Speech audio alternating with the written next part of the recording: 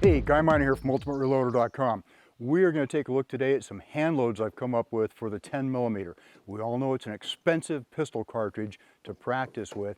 Well, these 200 grain Berry's bullets should cut that price significantly. What I want to find out on this today is, do they shoot good? And I haven't shot this load before. 200 grain Berry's, plated bullet, flat point, 8.2 grains of long shot, pretty much a maximum load. We're going to test it over the chronograph. We're going to do some accuracy testing. I'm going to do some drills, some combat defensive type drills with it as well. And we'll see how it goes.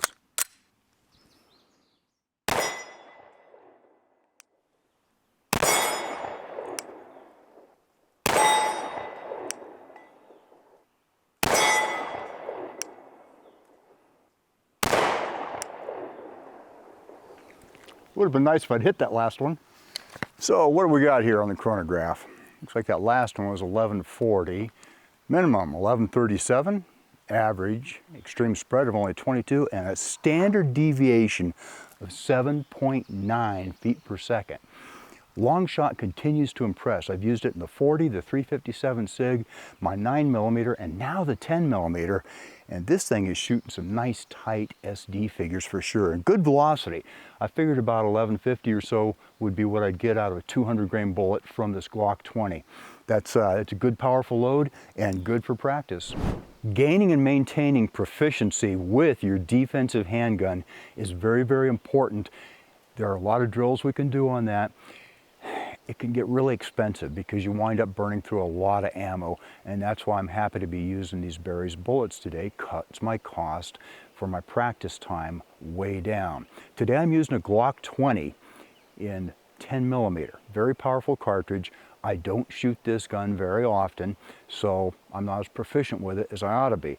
These Berry's bullets are going to help me gain some of that proficiency back that I already have with some of my other guns. I like to start with what we call a one-hole drill. I do that at modest range, 5 yards, 7 yards, something like that.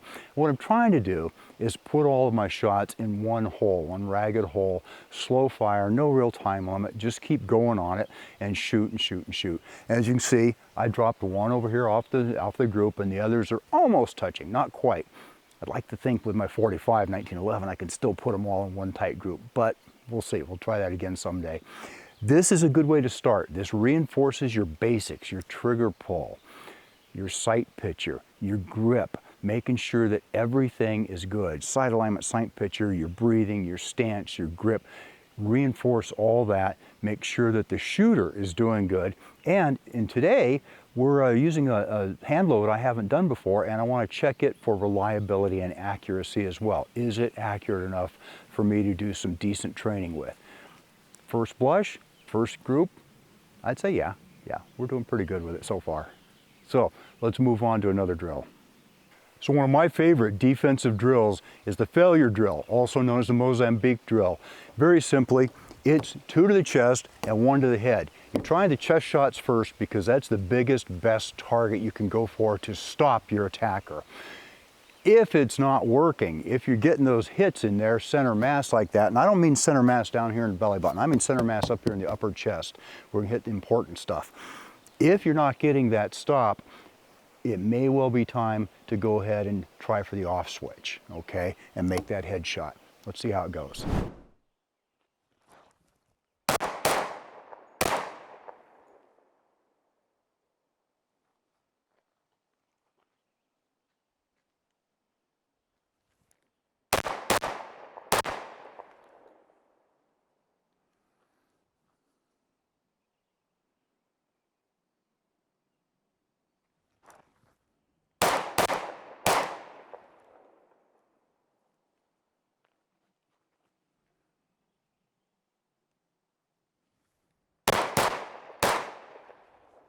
Nice.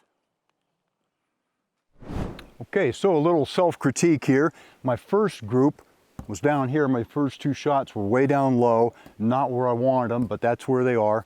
And then a hit over in here. After that, I tightened things up and started getting all these upper chest shots and did a series of shots over here closer to the center of what we could call the head of the target. I like that. That's doing pretty good. Now we're only at 3 yards. Try to keep it fast. And also you saw a couple times I moved offline, and that's to get out of the way of the attacker and get a slightly different angle on him. It's not a lot, but it can give you a little bit of an advantage. It's worth training instead of just standing there shooting. Incorporate some movement into your defensive training. Now we're out here in the sunshine, which is feeling pretty good, and just gonna hammer some steel with this Glock 20 and these 200 grain Berries bullets.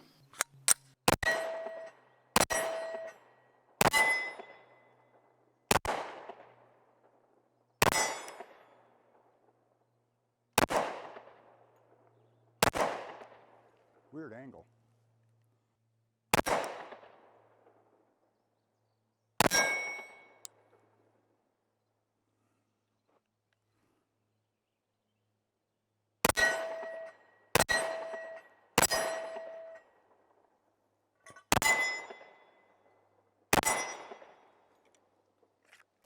That was fun. So let's take a look at the loading process, okay? I loaded it all on Lyman's All-American 8 turret press, which is probably the press that I wind up using the most. The spherical powder pours out very nicely from the Lyman powder measure. I used my favorite hand priming tool, the Frankfurt Arsenal, and the whole thing went pretty doggone smooth. So let's load a few. Starting around with brand new cases, that's kind of a luxury. I like that. So go ahead and very quickly size it, brand new case sized. Slightly bell the mouth. I don't bell the mouth a lot because I don't want to work this brass too much. Again, back over here, size, bell, and back off the press. You get in a rhythm on this, you can actually load 50 of these in pretty short order, which is kind of nice. And no, it's not up there in speed with a progressive, but it's pretty good. A lot faster than I was doing with my single stage press in the old days.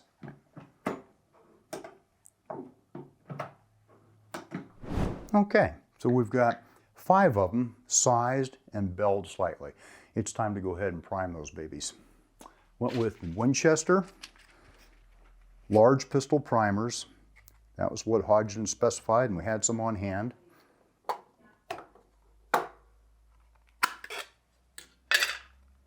It's nice. This can actually take primers. I could put all 100 of them in there if I felt like it, but no need to do so.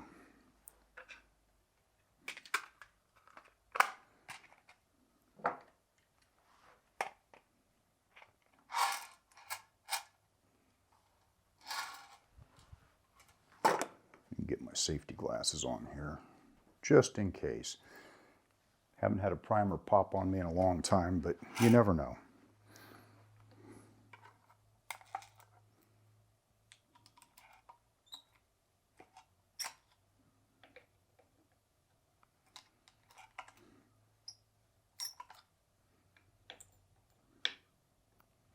After each one of these, I actually go ahead and wipe my finger across the bottom of there to make sure that that primer is seated flush or just below flush. And this tool does a really good job of that. Very comfortable to use. Works great. No complaints about it at all. And that's enough for now. 8.2 grains. It's spherical powder. It flows beautifully through the powder measure. I'll go ahead and charge these all.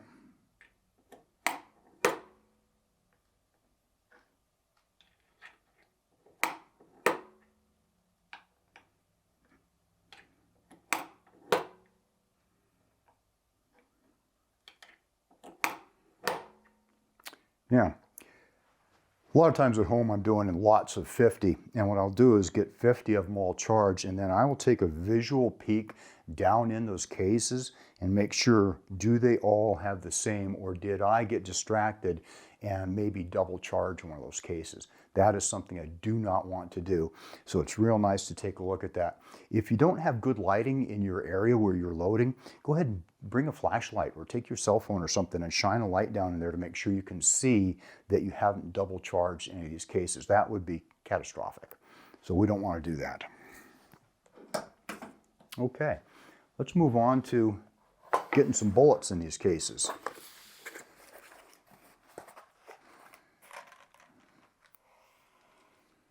.200 grain bullet, flat point. Found that these actually cycle beautifully through that Glock. On top there. Seat it. And then I love to crimp on a separate fourth die. This has a taper crimp to it, which helps semi-auto pistols function really well. Nice and smooth. Seat and crimp.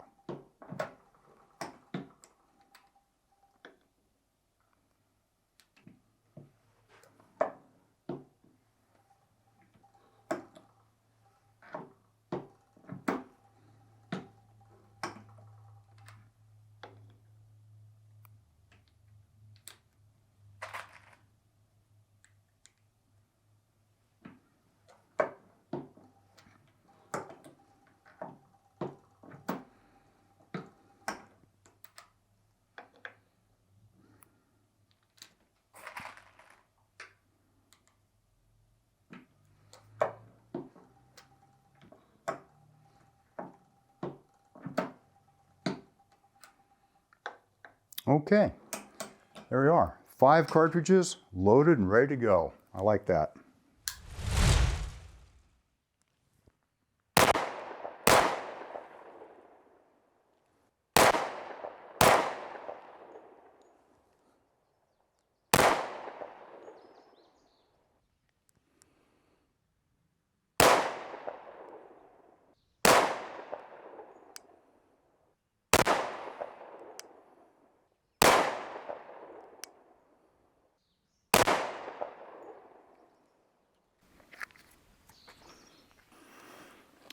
All right, that concludes my training session and my first evaluation of this 10mm load. And to me, it makes a pretty serious training load. It is going to give you the full recoil, the full power 10mm self-defense load.